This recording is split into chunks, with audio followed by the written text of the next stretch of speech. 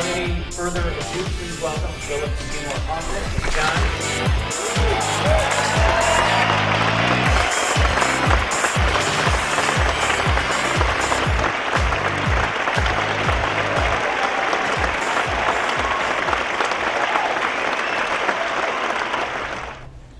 Film directing's a great job. It is. It's a great job.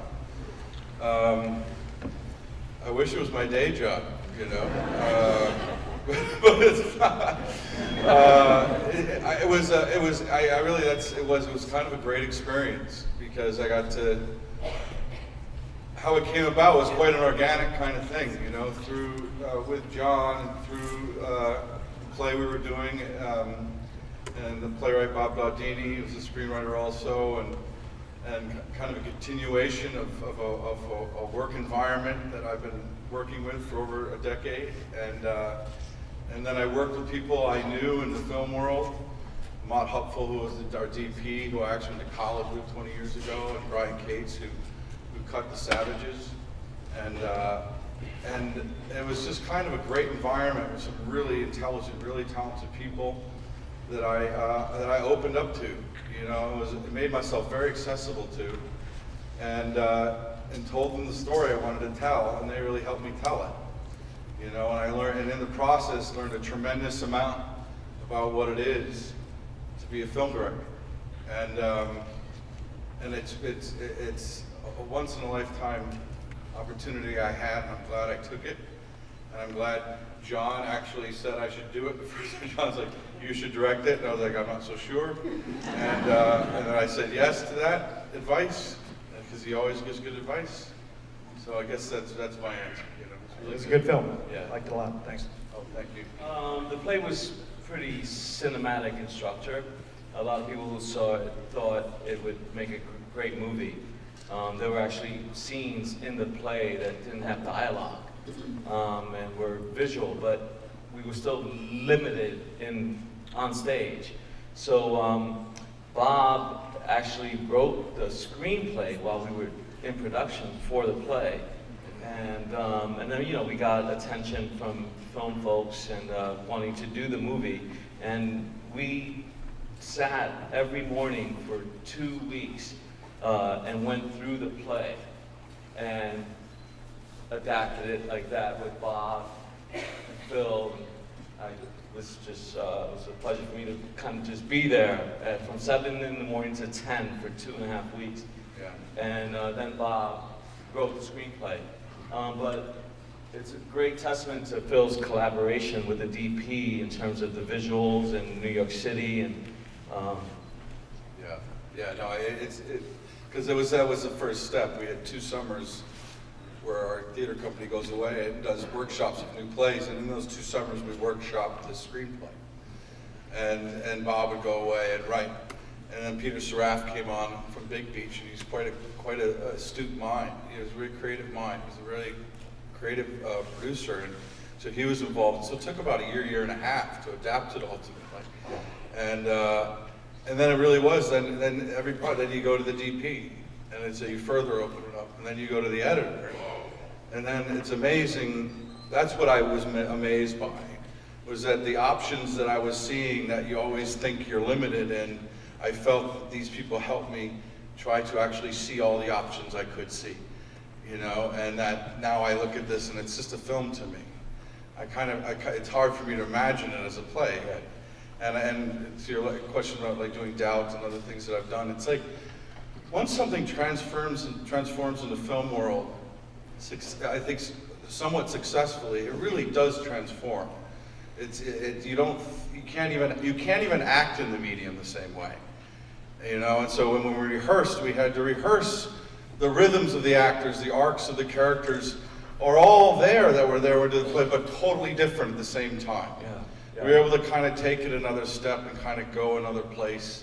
And Phil actually, when we were rehearsing it, was like, let's just not think of the play at all. And it was difficult for me actually, because I was kind of in love with what I did in the play. Even though I thought I was trying to do it differently. I wasn't. And Phil acted with me in the play, but didn't direct the play, which was actually a great thing in terms of the outcome, because he directed the movie. But he was, you know, the director, but he was also, you know, 2 inches from my face as Jack. And I would say, you know, hey, Jack, whatever. He's like, you're doing the same thing like the play, man. Stop that. Kind of like that. Yeah, you're right. But it was actually a really great thing in terms of letting something go and not being precious about it and really going deeper and discovering new stuff and you know, just making it fresh and new for film. So, but that was my man. It was a great experience. Anyone? Well, you can't. You know, there was something that as I was doing this, I'm like, oh, that's why, you know, the famous auteurs who do that write for themselves in a way, you know, and in the best possible way, like Woody Allen and such. You know, it's like they really are extending their own psyche and personality into a story in a way.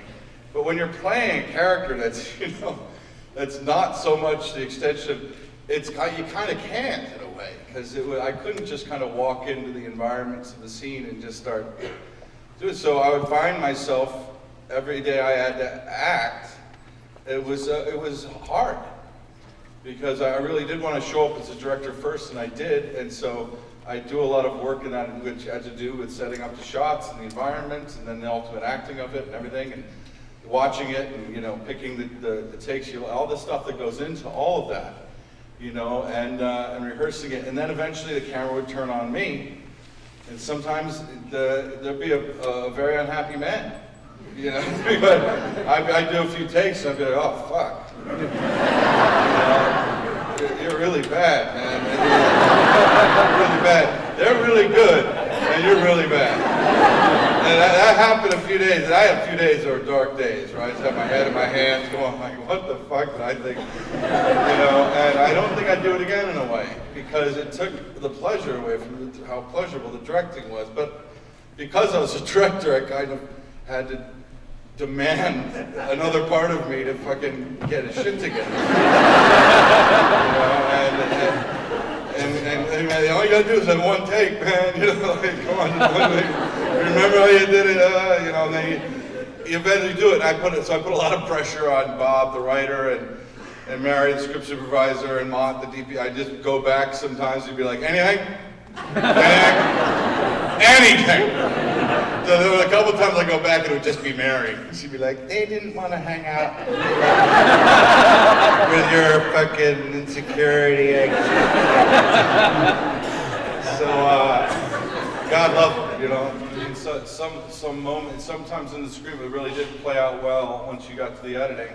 And then sometimes the story continues. That's what I was trying to say earlier, is that you get into the editing and you're putting the story together and you realize, oh wait, there's another moment here.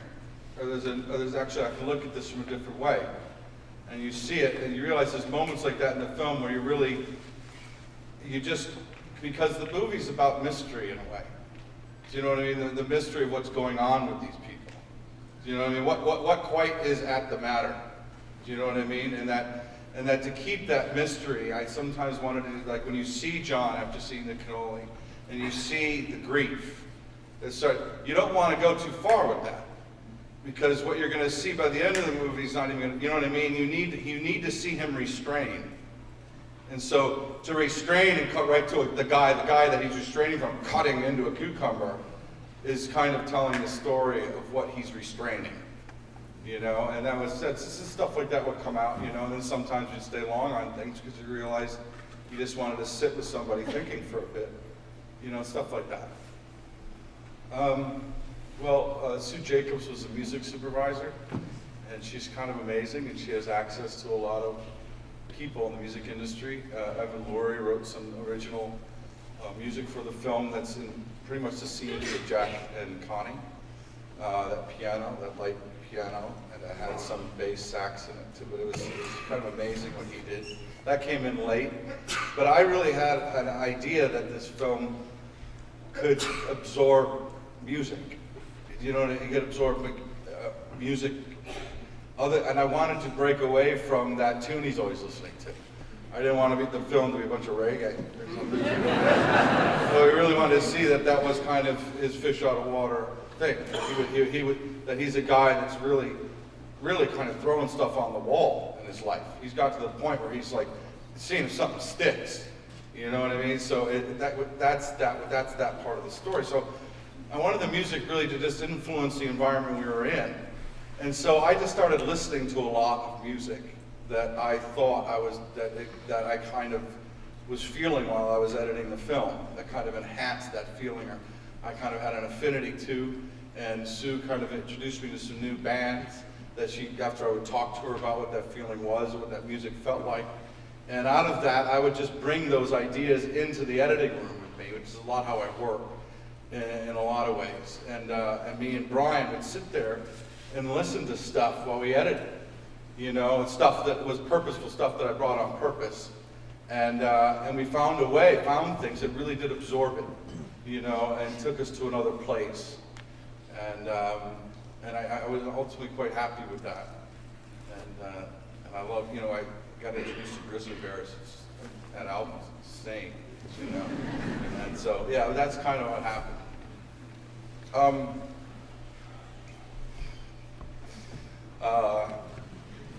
Well, I started directing in theater about 10 years ago, and that did affect me as an actor a lot.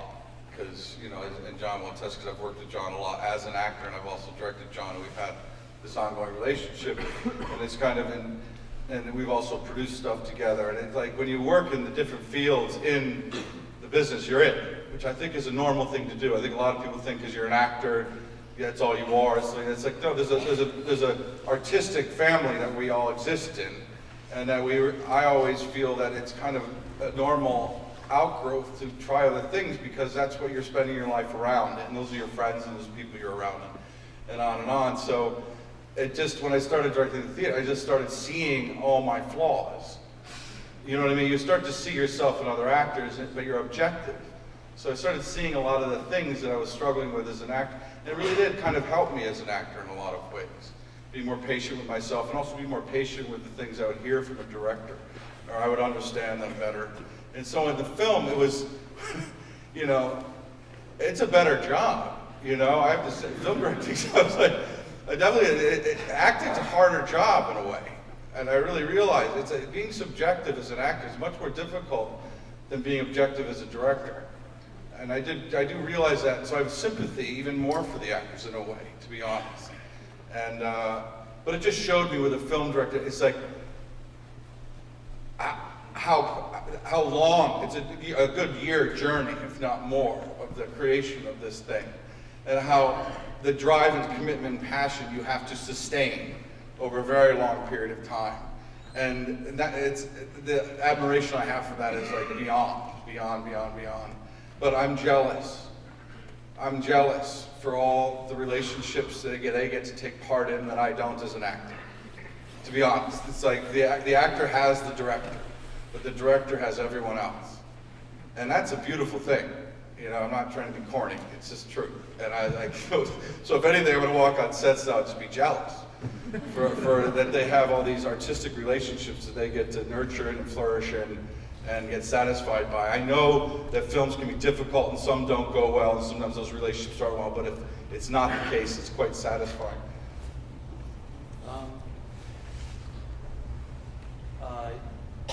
The pool stuff was interesting in terms of the contrast between the two. For me, anyway. In the play, you know, we had no idea how we were going to create the environment of a pool. We had very, very little money and very little space, so we couldn't put a pool on stage, which I was kind of pissed about. I really wanted to swim. But it was actually done kind of beautifully and magically through the creation of lights and color. And so Phil and I would be in front of a bar, a lit bar, and that was the pool. And audiences loved it, you know? And we would just do that thing, you know? It was like neon, yeah. blue bar that was then lit, so it lit the bottom half. So we were doing this, and then we'd go under. And we'd be under. You know, it's like, can you imagine John and I like, Great acting. It was hilarity. So in the movie, we were like, all right, we had water for 3 days, all day in the water. we were in that pool a long time. A long time. So those two things. But I mean, to me, I think I said this earlier. It really was the journey for me, especially when I see it now. How is it's the same story, same characters, but it's so much, it's deeper and realer. And in the play, it played lighter.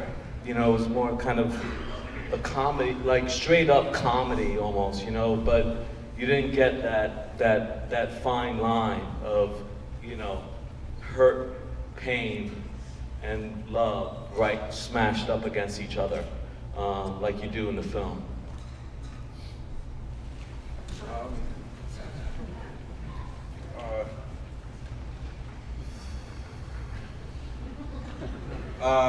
Well, don't pretend you know anything. Don't pretend you know everything. You know, I think that's important. It's like that. I think with anything, going in any creative endeavor, I think the minute you think you know is when you're kind of in trouble. It's the minute you think you have an idea or you have an inclination, you have a passion for something, that's different. And then you're trying to see that through, or you have a vision of something, or an idea of something, and you're trying to see that through, and it's strong, and it's convicted, and specific. But the minute you think you're the only one that knows is when trouble lurks. You know, and I think especially in the film world, because there's, like I said, there are other directors on that film. The director of photography, that's not a mistake that the title is called that.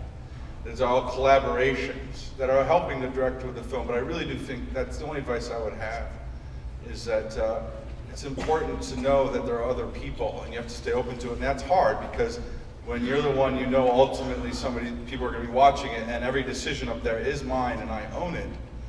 It's along the way you have to kind of go, well, I might be wrong. I might not have the best idea here, and be open to that. That's really the one thing that I definitely think is important.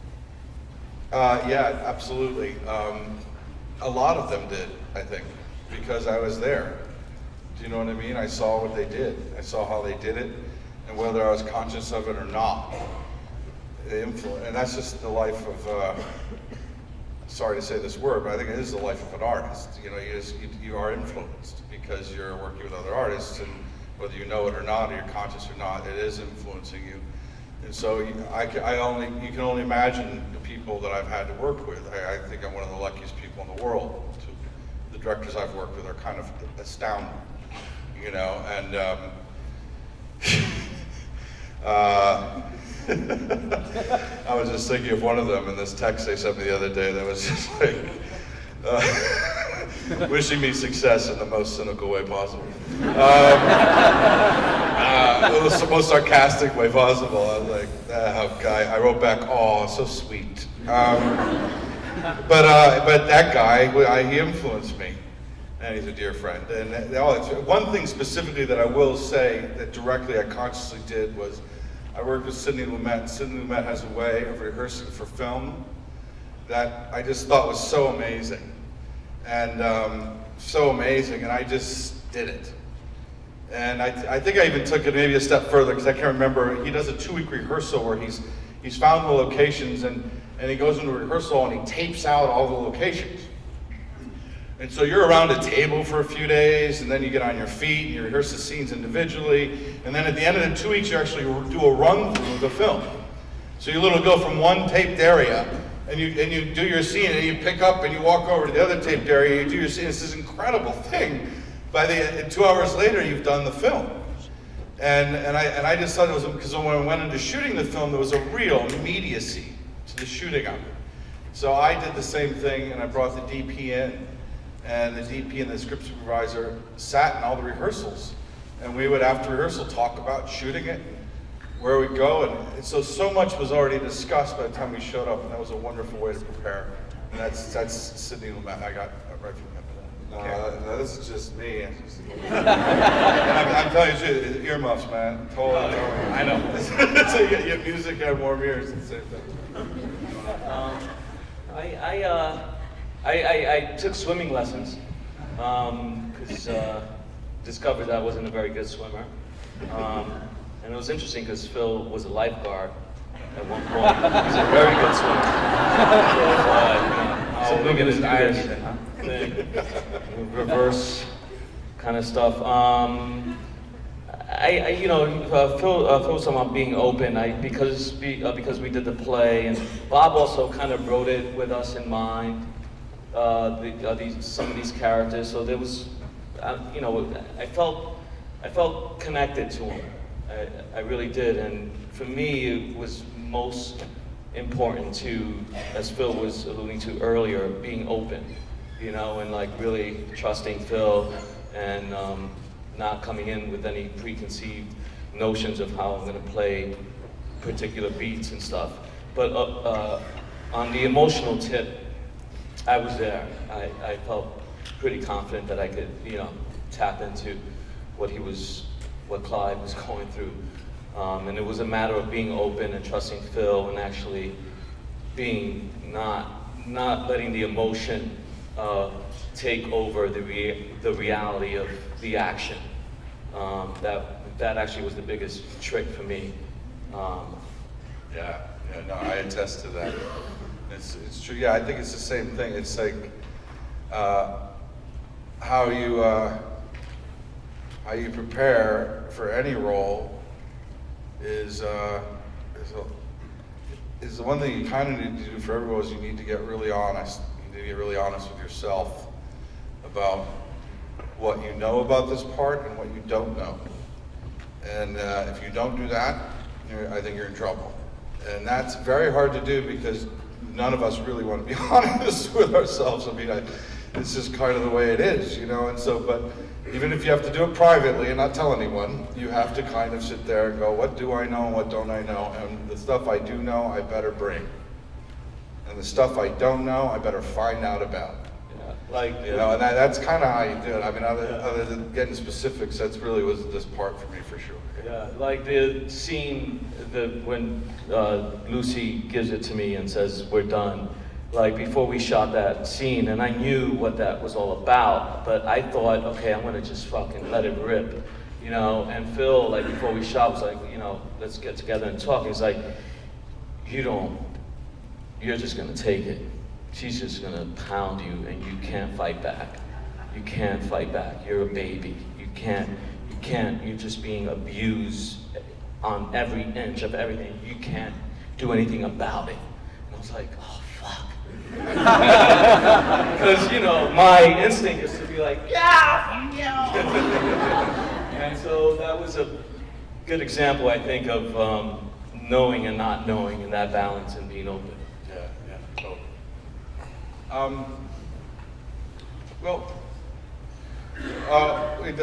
We had a meet. John and I and Bob had a meeting after we did it. But Peter Straff saw the play, prompted by Beth O'Neill, a producing partner of Bob's, the writer. And Peter Straff and Big Beach wanted to make it into a film, so we had that to discuss. And we were discussing it around a table, and I was like, well, I don't know if I really want to act in it. I'm honest about it. I was kind of done the play. I was like, I don't know if I really want to play that part again. And John said, well, you should direct it. And this is really the story, because it wasn't really me being motivated by it. It was, well, you should direct it. And like I said earlier, and I was like, well, I'm not going to act in it. He's like, well, no, you direct that and act. And I was like, no, motherfucker, I'm not doing it. I was like, shut the fuck up. It was really like, it was like flat out no. And so it took a few weeks, basically, of me to kind of germinate it and us chatting about it to be like, okay, I'll direct it. I think it's not something you can put your finger on. It's just something as you're alone, and you can't stop thinking about it. you realize, I think I'm supposed to do this. I don't know why, but I think I'm supposed to. And so I'm gonna. And then you walk into that and you find out why along the way. And the acting thing happened because it was very hard. The actor we finally found to play the part, he ultimately couldn't do it, and we were right up against winter. We had to start shooting, and so I had to do it. But it really is that kind of thing that you just kind of know you got to do something, and so you do it and find out later. And so that's that. I'm really glad he did. John Ortiz. Thanks so much, everybody.